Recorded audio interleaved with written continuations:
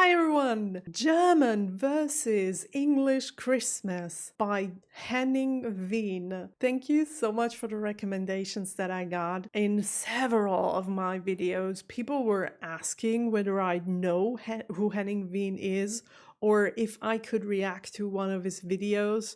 And I have to tell you that before reading all your comments, I had never heard of him, even though people have said to me that he is a German that is located in the UK. And even though up until this point in time, I have never ever heard of him before. And then I went looking for him on YouTube and I stumbled over this video called Henning Wehn, British versus German Christmas. And immediately I was drawn into this because it's Christmas today. When I'm recording this, I will probably upload this video tomorrow though, not today. But today is the 24th, so it's Christmas in Germany. And I do know that the US and also the UK do tend to celebrate Christmas on the 25th of December. So if I upload it tomorrow, it's going to be your Christmas day. I really hope that you enjoy watching this video together with me. Let's have some fun. I wonder if he is going to talk in English or in German though. Or I don't know, hopefully in English, because I want you to understand what he's saying, to be honest. Without further ado, let's see what he has to say about British versus German Christmas. Good evening, ladies and gentlemen. Good evening. Oh, let me quickly English. Introduce myself. Thank you very much, Mike. Thanks for having me. Let me quickly introduce myself. My name is Henning. I'm the German comedy ambassador. Hello. Nice to see you and hear from you. Yeah. There you go. There you go, lovely. That is tip-top engineering there. It's very, very unusual for me to be on stage here in Hastings because, as they say, don't shit on your own doorstep. I moved to Hastings back in 2018, essentially 2 years after the Brexit vote, because I said, well, let's move to the coast, so I can get out more easily if I have to. A German boat can come and rescue me. Okay, that was funny. That was really funny. Before we get too deep into it, I just want to acknowledge that his English is really, really good. Really, really good. Like, also, he's got a slight British accent. He has more of a British accent than I have, for example, because I tend to have a more American accent and he tends to have more British accent, which is also very interesting. But I mean, if he lives in the UK and he was always interested in the UK, I guess that's why. If he keeps continuing like that, by the way, I think I will really like him because so far he's been very funny. Known as reverse Dunkirk. Wait, I'm gonna go back a little so we don't miss anything. That will be known as reverse Dunkirk.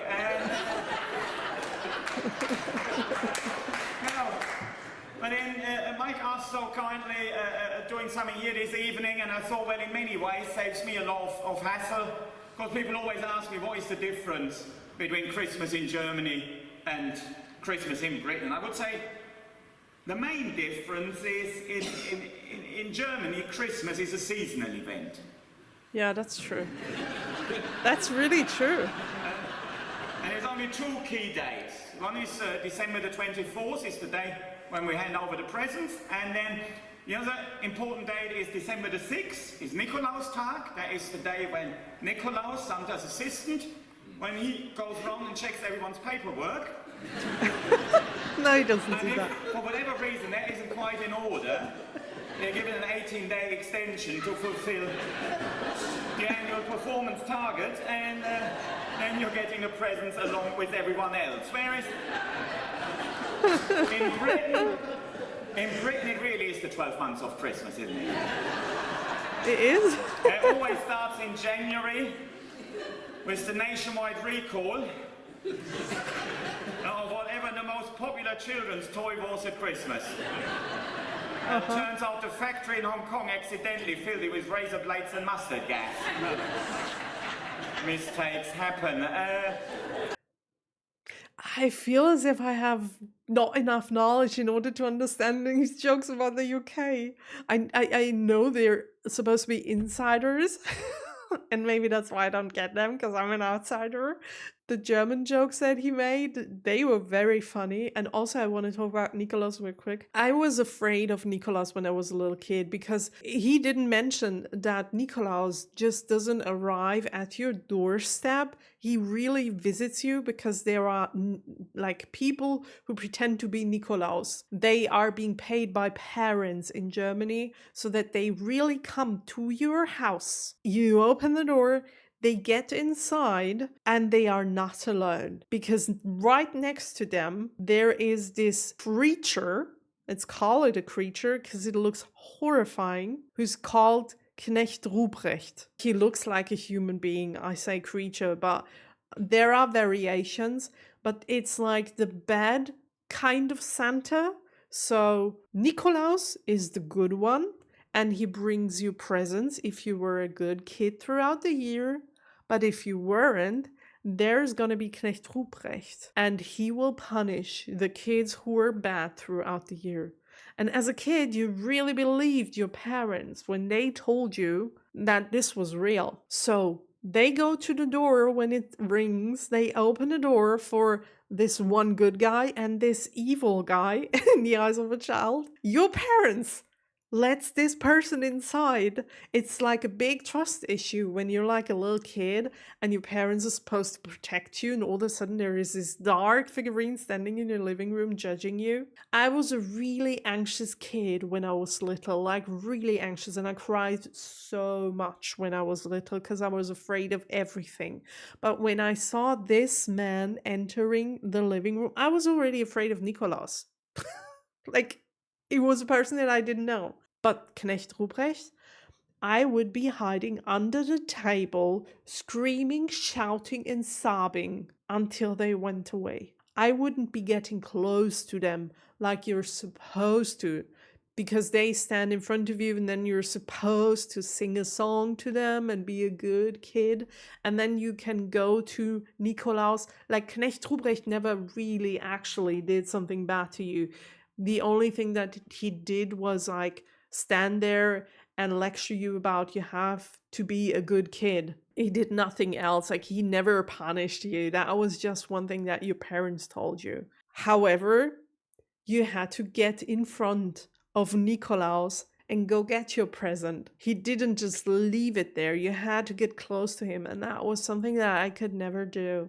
My mom would then, like, after my brother was doing all the stuff that I was supposed to do too, like singing a song and stuff, and I was like just under the table hiding and crying and screaming, she would pull me back up and she would like accompany me to Nikolaus, to Santa Claus, and tell me everything will be all right in order for me to be able to even get close to that person.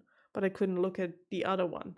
I just wanted him to go away. Yeah, looking back at this, it was horrifying, and it really made me distrust my parents when I was little, because they let that evil person inside. And January the 6th, as we all know, January the 6th is traditionally the day when anything ordered at the beginning of December with Amazon turns up. January the 12th is when British people traditionally eat the last quality street and vow to never ever eat another one of them horrible things ever again. Wait, Quality Street. I have watched this advertising video with all the advertisements, the Christmas advertisements from the 70s or even older. And there was a Quality Street Christmas advertisement. So I know what it is. I'm an insider on this one. So do you actually do something on January the 12th though? Or was it just a date that he said? Because January the 6th is actually a day where something happens. In Germany, we do have traditions on that day as well. Maybe I'm going to do a video about this, to be honest, on January the 6th. I don't know yet. And talk about the traditions that we do have on that day. But January the 12th is nothing really.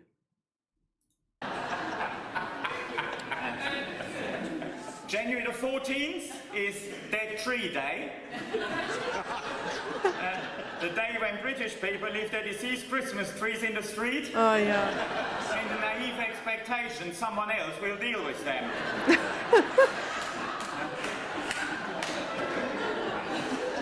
In January, also lower class people start paying into a Christmas club. Okay. In the hope their children won't be as disappointed with next Christmas as they were with the last one. In February, the pedals full of any children's bike bought at Halfords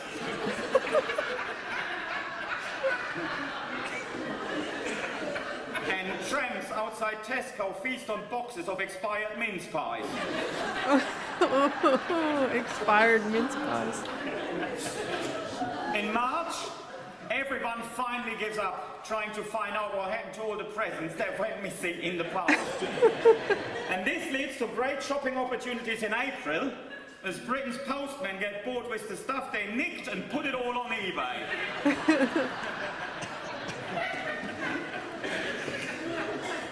Another very important month in the British Christmas calendar is May. As in May, Simon Cowell decides which dollop of shite is going to be the Christmas #1. Who is that person he's talking about? I never ever heard that name before. Please enlighten me in the comment section.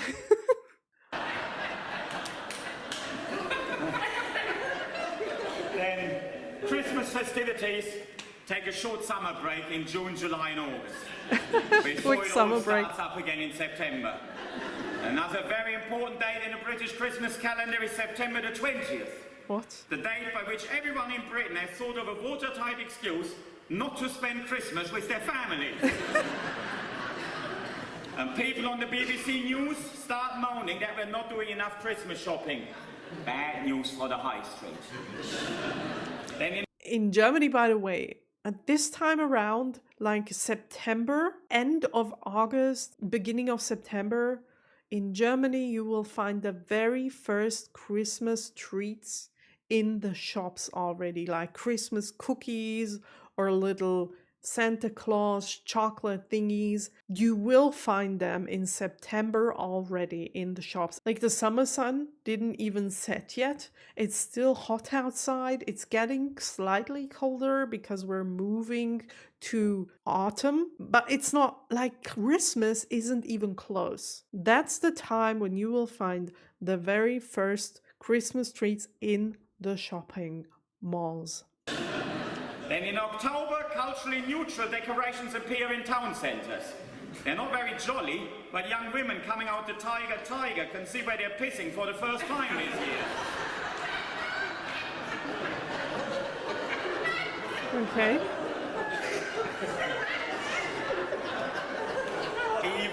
Even worse news for the high street. We're still not doing enough Christmas shopping. And in November is the month when lower class people traditionally discover that the Christmas club treasurer has disappeared with all the money, forcing them to spend Christmas with their families. The high street is facing disaster. There's been almost no Christmas shopping. Everyone should feel very ashamed of themselves. But then in December, the whole nation finally gets round to Christmas shopping, spending millions at Amazon and other multinational entities that make zero tax contribution. Everyone chooses next day delivery. Town centre violence escalates as Britain starts getting in a Christmassy mood. Something horrible happens in the news 10 days before Christmas, ensuring we must all spare a thought on the day for some poor fucker. That's dark. Churches fill up with drunks, well, like here tonight. Churches fill up with drunks. Christmas arrives. A national wave of disappointment and regret sweeps the nation. suicide rate triples. Even the Samaritans end up calling the Samaritans. And then from January the 1st, the whole palaver again. Another year as a declining world power beckons.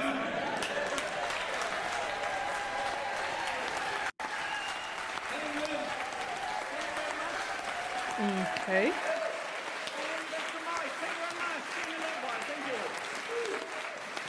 That was an interesting little skit. No, you can't say skit. What is a comedy thing called if you do that? Like a little stand-up thingy?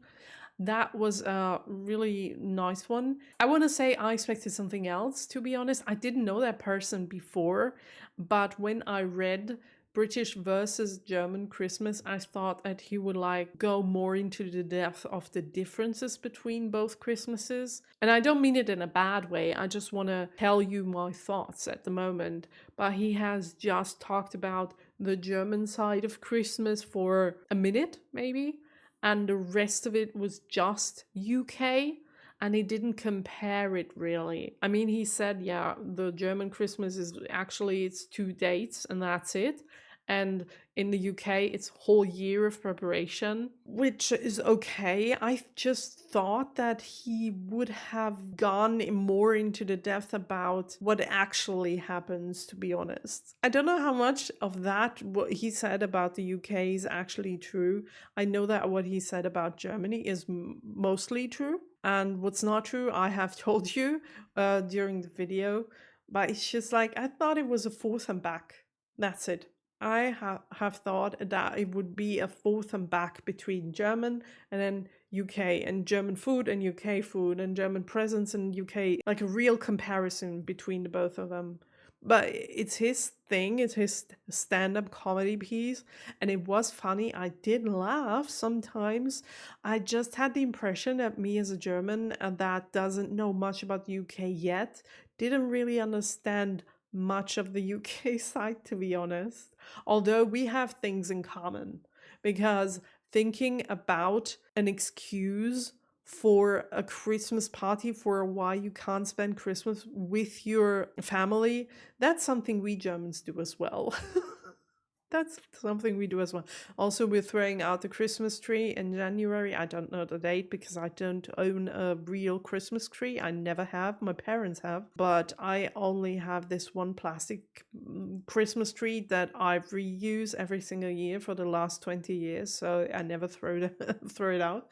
And ever since we have cats, we don't really use it much anymore, to be honest. But other than that, we don't lose our presents. Is that a thing in the UK?